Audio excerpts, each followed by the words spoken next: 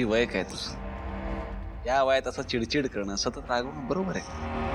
नाही तूच म्हणतेस ना, गाडे पाटलांचं घर एवढं मोठं. इतकं मोठं घर आहे ना मग आपलं, का त्रास होतोय तुला? आणि जर त्रास होतच असेल ना तुला, खोलीत जाऊन बस ना तुझ्या. लाज नाही वाटत तुला? मलाच माझ्याच घरात माझ्याच खोलीत डांबतोयस तू. आजी, मस्त आयडिया आहे का? म्हणजे बघ ना, तू मला आधी डांबलं होतंस, आता मी तुला डांबतोय फिट्टम फाट. सिद्धू, आजी ऐक, तसं आहे ना, या वाढदिवसात जे जे विघ्न येणार त्यांना मला सामोरं तर जावंच लागणार आहे. मग तू उगाच रणांगणात कशाला उतरतेस? त्यापेक्षा शांतपणे तुझ्या खोलीत बस की. मला माहितीये अवघड आहे तुला शांत बसणं, पण प्रयत्न केलास आजी तर होऊ शकतं. सिद्धू, सिद्धू, पप्पा, भांडण मला आता खरंच खेळायचं नाही, अजिबात वेळ नाही, कारण मला खूप काम आहे तिकडे. तुम्हाला जर या कार्यक्रमात आनंदाने सहभागी व्हायचं असेल तर तुम्ही कुशाल व्हा, पण जर व्हायचं नसेल तर प्लीज तुमच्या रूममध्ये जा.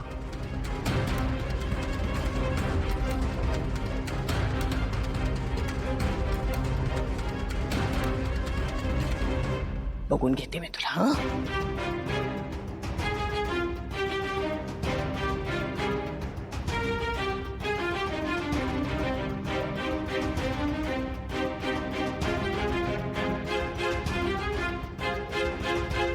लक्ष्मी काकूंना 2 जावई आहेत, एक जयंत आणि एक हा सिद्धू. किती जमीन आसमानाचा फरक आहे दोघांमध्ये. आपल्या बायकोसाठी कसा स्टँड घ्यावा हे सिद्धूकडून शिकायला हवं. Hats off Sidhu. माझं लग्न होईल तेव्हा माझ्या बायकोसाठी मी असाच नवरा बनायचा प्रयत्न करेन. मी तर फक्त हो दळवी साहेब, एवढं टेन्शन घेऊ नका. ओ, सुमडीच सगळ्याची विल्हेवाट लावायची असती तर तुम्ही आम्हाला कॉल कशाला केला असता? हा, उलट तुम्ही तर पोलिसांना मदत करताय.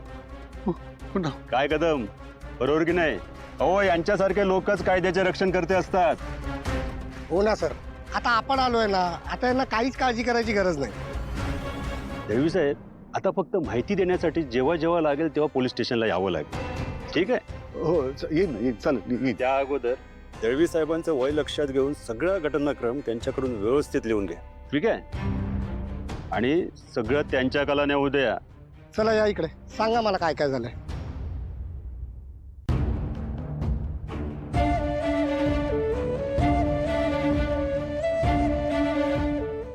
साहेब, एक विनंती करायची होती तुम्हाला. आमच्या चित्रगुप्त साहेबांचे अंत्यसंस्कार नीट व्हायला हवेत साहेब. चित्रगुप्त साहेबांना मुलगा आहे. मला असं विचारायचं होतं की त्यांना दळवी साहेब, आता आधी बॉडीचं पोस्टमॉर्टम होईल.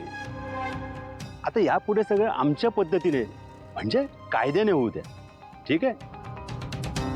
तुम्ही एक काम करा,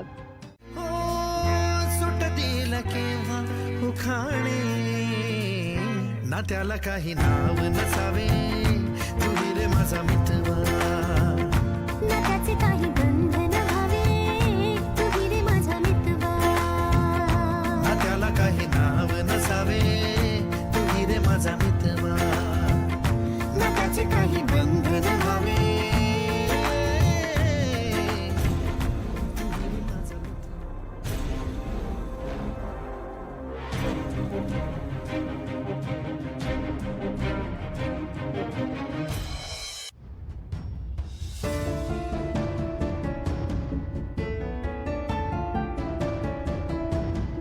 लक्ष्मी, आपल्या जानूची मैत्री पाहिलीस ना?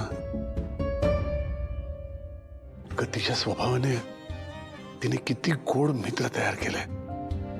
बघ ना, हा विश्वा तर आपल्या कुटुंबाचाच भाग झालाय. आणि तुला आठवतंय का, जेव्हा आपली व्यंकीची केस चालली होती तेव्हा व्यंकीच्या बाजूने साक्ष द्यायला हा कोर्टात आला होता. अगं हो ना.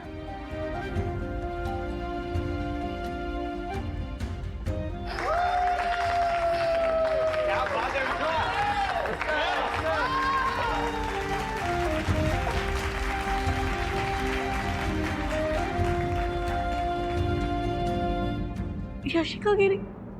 विश्वा, ओळख तरी करून द्यायची आमची. काकू ऍक्च्युली ती जरा इंट्रोवर्ट आहे आणि आज पहिल्यांदा भेटते, सगळे नवीन आहेत ना. मी नंतर ओळख करून देईन ना, डोंट वरी.